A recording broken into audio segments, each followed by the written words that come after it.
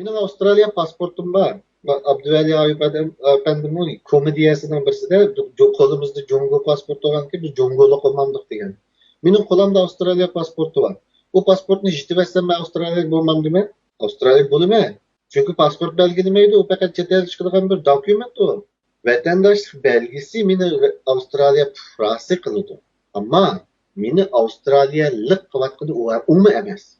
Meni Avstraliyalik qilayotgani qo'limdagi vatandaşlık aşı belgemge men mushu bo'lg'ashqa men Avstraliyalik deb mening e'tirof qilishim meni Avstraliyalik qiladi. Masalan bir Amerikalik men e'tirof qilmayman Amerikani deb pasportini ko'ydirib, citizenship hamma narsani aytib o'tib, Irlandiyada ben Amerikani tonimayman, men Irlandiyalik deb aytib o'tib, tug'an bir odam bor, burungi Amerikaning bir askari. Bu odamni siz yo'tkab olib solaysiz turmaga, qonunsiz chet el chiqdim deb. Ammo Amerikalik qilolmaysiz. Pasport olamdi nimasi bo'lsa. Shuning uchun davlat kimligi, davlat tavalligi degan narsa eng muhimi. Ideologiyalik mansubiyat tuyg'usi. Mening qo'limda pasportim bo'lsin, mening vatandosh isbotim bo'lsin, mening idealimda men Sharq Turkistonlik deb qarasam o'zimni, men Sharq Turkistonlik. Ammo davlatlar qonun sohasida qo'limizdagi dokumentlar faqat shuni pasportning ish aloqasi yo'q. Pasportni tashib olsangiz, Avstraliyaga bo'lib yuraverasiz.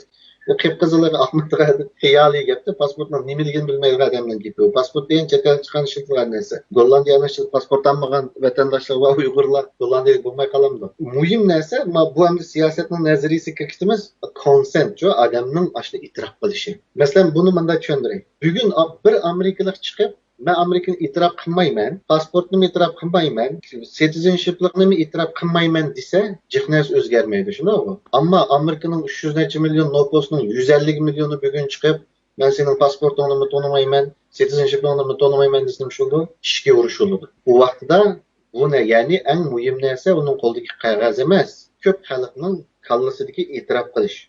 Shuning uchun Sharq Turkistonliklar qo'limizda pasportimiz olamdi. Yani bizimiz olamdı. Köp Şarkı Türkistanlıklar, bu Şarkı Türkistanlık her qaysi milletlik xalqlar.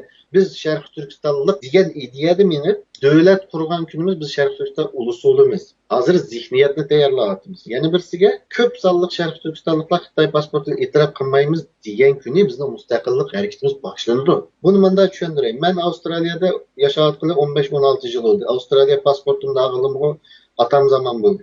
Bir ketim Xitoyning elchixonasiga kirib viza iltimos qilib baqmadim. Nima uchun bilamsizlar? Sharqi Turkistonni ishg'ol qilib turgan Xitoyni men tonimayman. Men Sharqi Turkistonlik Xitoyning zimini emas u. Shuning uchun men kirib vizani bosqitsam, men Xitoyni e'tirof qilgan bo'laman. Xitoy bayrog'i ostidagi vatanga men qaytmayman. Buni siyosiy iroda deymiz. Va bu siyosiy iroda bir odamda bo'lsa kuch olmaydi.